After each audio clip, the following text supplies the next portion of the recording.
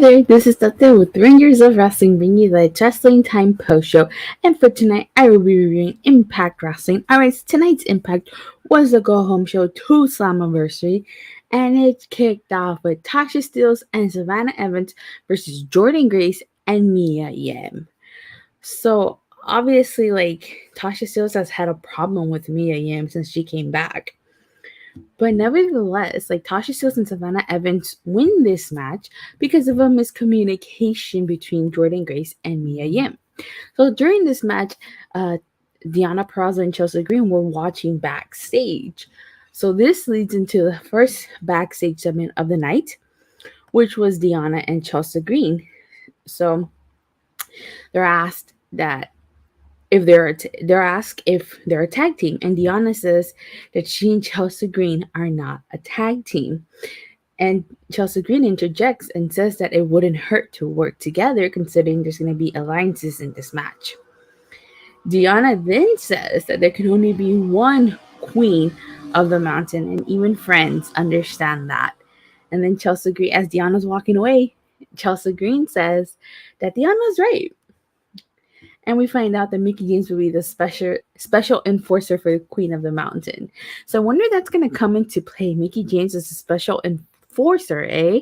So definitely we know Tasha Steelz had a problem with Mickie James. She actually took the Knockouts Championship away from Mickie James. And now Chelsea Green also had problems with Mickie James. So it's going to be very curious to see what happens during the match. I mean, will Tasha Steelz try to attack Mickie? Will Chelsea try to taunt Mickie James? I guess we have to wait and see. So I'm very, very curious to see how that's going to go down. Alrighty then. So then we get an Aces and Eights segment. Yes, you heard that right, people. Aces and Eights. Garrett Bishoff and Wes Briscoe are backstage. Remember, not only are we building to Slammiversary, we're celebrating 20 years of Impact Wrestling. So, Garrett Bishoff and Wes Briscoe from Aces and Eights, they say that their time in Impact was the greatest time of their lives and how much fun they had. They can't talk about the parties, but they basically say that no one in Impact can touch Aces and Eights. And then Vincent and Kenny King from Honor No More show up and say that Honor No More is a real gang. And I think they make a reference to Sons of Anarchy by calling them Opie.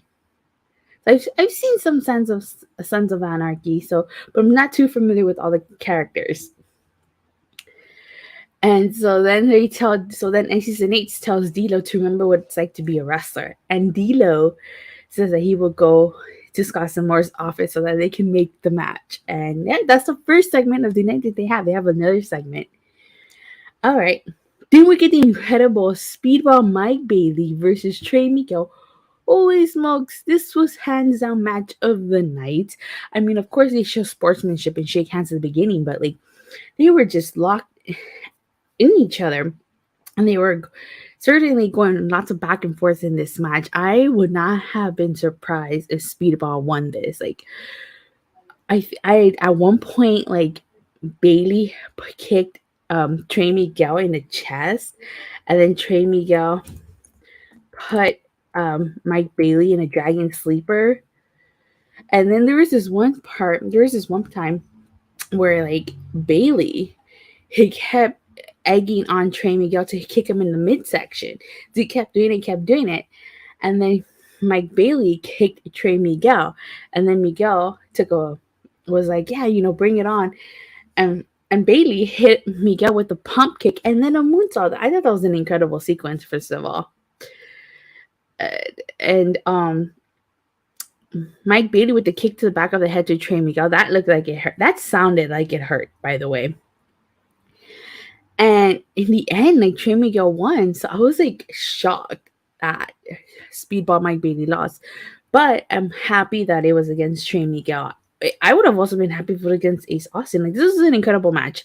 So this match would have gone either way. Trey Miguel or Speedball Mike Bailey. And honestly, yeah, either man could have won this match. Trey Miguel won, so now I'm very curious to see. Now Speedball Mike Bailey, up until this point, was undefeated in singles competition, and now he's officially lost. So Very see where they're gonna go with this. It seems like they're setting him up with the Barbie for Ace Austin. So we'll see what happens when he gets back from Japan. All right, then we get the undefeated Masha Slamovich versus Alicia Edwards. Masha Slamovich being 10-0 since January. And Alicia Edwards really didn't stand a chance against this. I mean, Masha Slamovich just hit spinning back fist. Match was over. Oh, spinning back fist and then the snowplow. Match was over. Now, Masha was 11-0.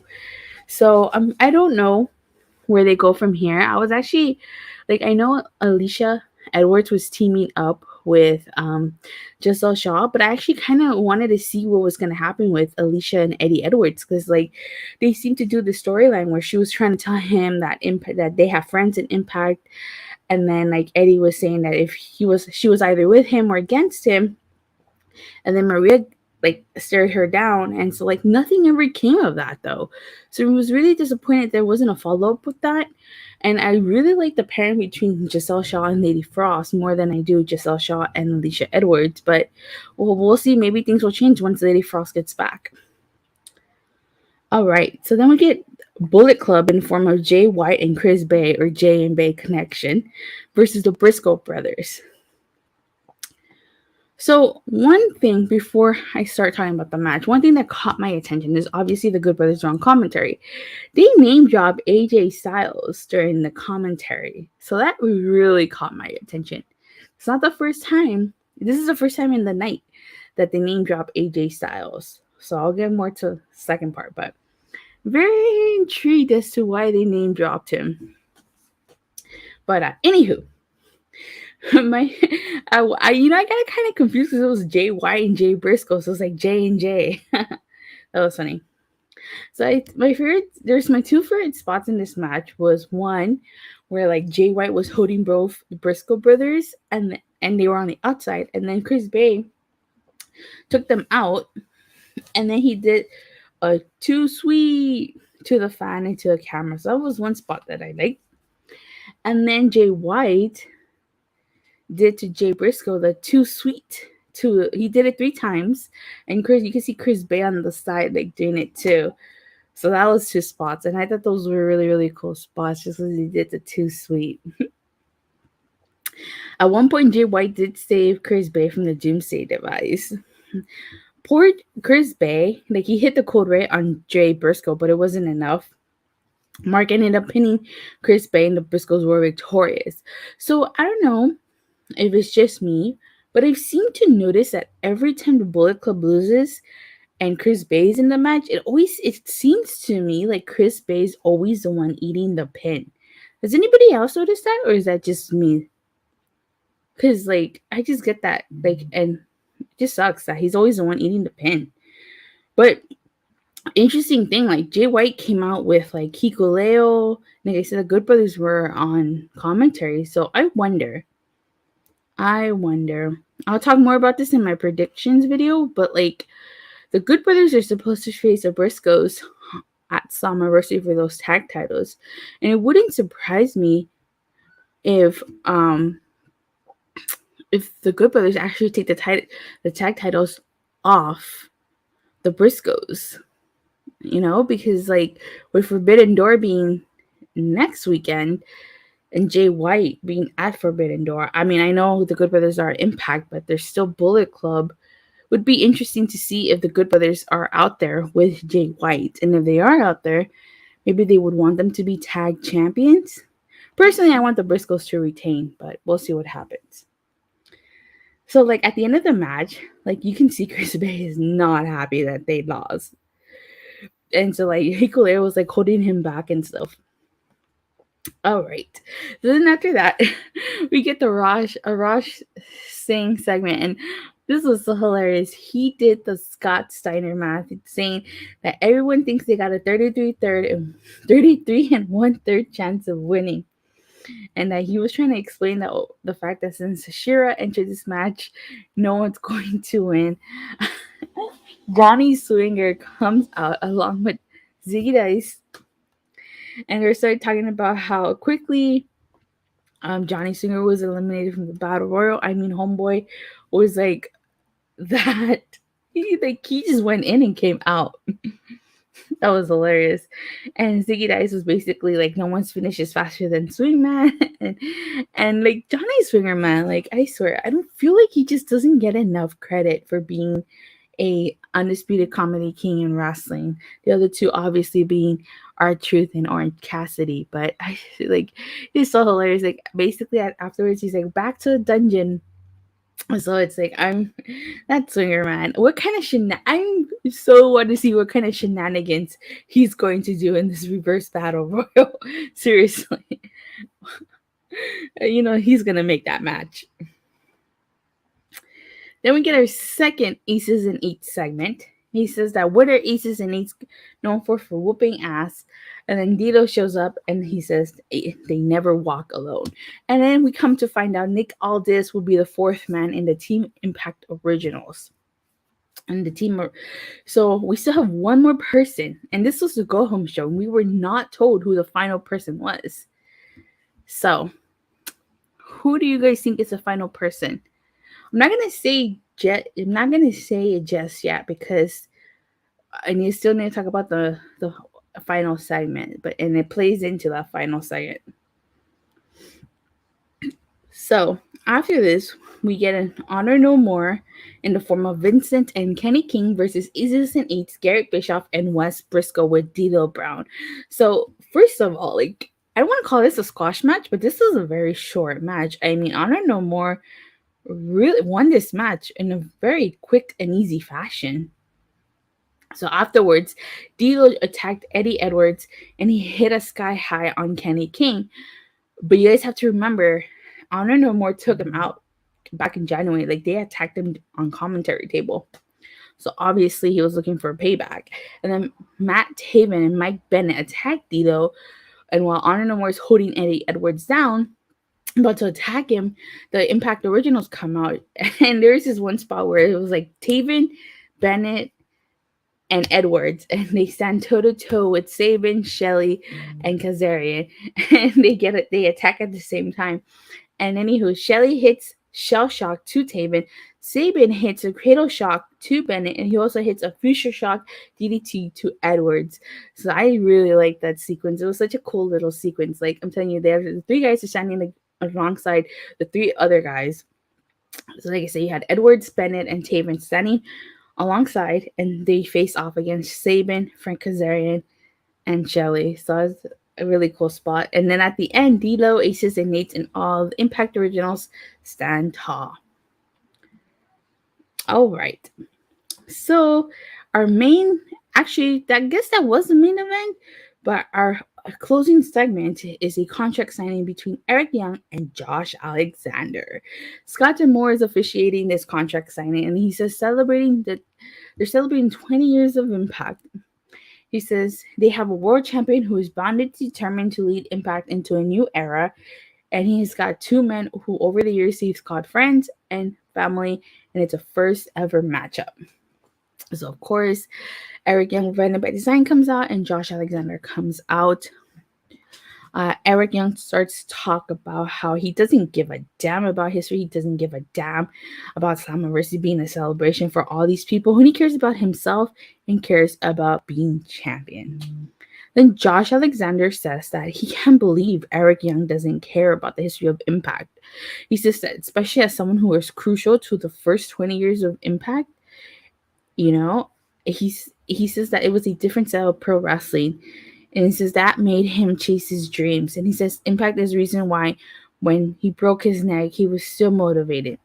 Josh Alexander then goes on to say he owes everything to Impact, and so does Eric Young. He doesn't see a better way to celebrate than kicking Eric Young's ass. And then Eric Young says that he thinks it's cute Josh is pandering to the crowd and that he sat right there. He said those exact same words to these people. He says that it was a lie. And he says that Josh Alexander is 1,000 times better than anybody. And he says he doesn't care if people pass out 5-star ratings, that the fans' opinions doesn't matter. And he's going to open Josh's eyes to the truth, the razor thin line between chaos and design. And chaos can be beautiful and chaos can be violent. And he's going to open Josh's eyes to the truth. I actually really like that line. That was a really cool line. And then Eric Young tells Scott D'Amore to leave. Tells him he's done and to leave. And Josh Alexander says that Young has to be joking because Eric Young wants to get Josh Alexander alone. He says the only people that care. Oh, so Eric Young says that Josh Alexander says that basically Eric Young wants Scott D'Amore to leave to get Josh Alexander alone. And he accuses Josh Alexander of being scared. So this is where things get interesting. So Josh Alexander says he's going to walk into Slammiversary with the company's history on the back. And he says that, guys, and give me 1 second.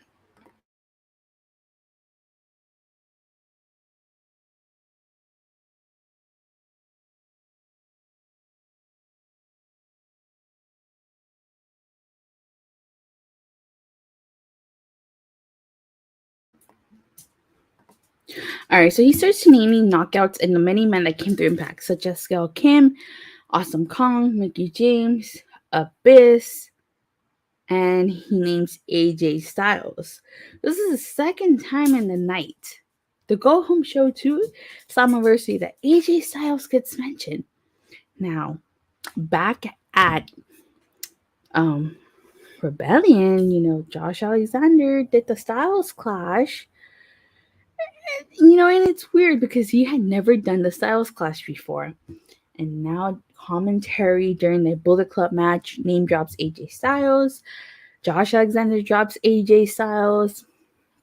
Now, again, like, I know this is a long shot and it probably won't happen, but like, if Impact gave WWE Mickie James to use in the Royal Rumble, I'm assuming maybe Impact had to get something out of that. I mean, is it possible, just possible, that in exchange for Mickie James, Impact is going to get AJ Styles? I mean, why would they only tell us one member of the Impact Originals? Why not tell us both at the same time? It's probably because the last one has to definitely be a surprise. So I know it's a long shot. It is. And especially because I don't know. It's a long shot, but I'm thinking AJ Styles might be the last one. If not, maybe James Storm, but it's just, I don't know. Maybe it's just me. Okay, so back to the contract signing. So he says that Josh Alexander was saying that when he was training up in Canada, he heard about Showtime Eric Young. He said that same Eric Young that everyone knew and loved and got behind. And he's wasting his breath. He says, like, the real honest truth is that Showtime Eric Young would be disgusted to see what Eric Young has become. That sets Eric Young off because he flips the table and he attacks Josh. Scott D'Amore sucker punches Diener. Then Josh goes after Joe Dorian. And then Eric Young with the flag to Scott D'Amore's back. And then Eric Young starts using the flagpole to like choke Josh Alexander, and then uses a jacket. And then Josh Alexander got busted open. By design, like, they ripped apart the ring and they exposed the wood. And then Eric Young hits Josh Alexander with the pile driver on the exposed wood. And that's how Impact closes their Go Home show.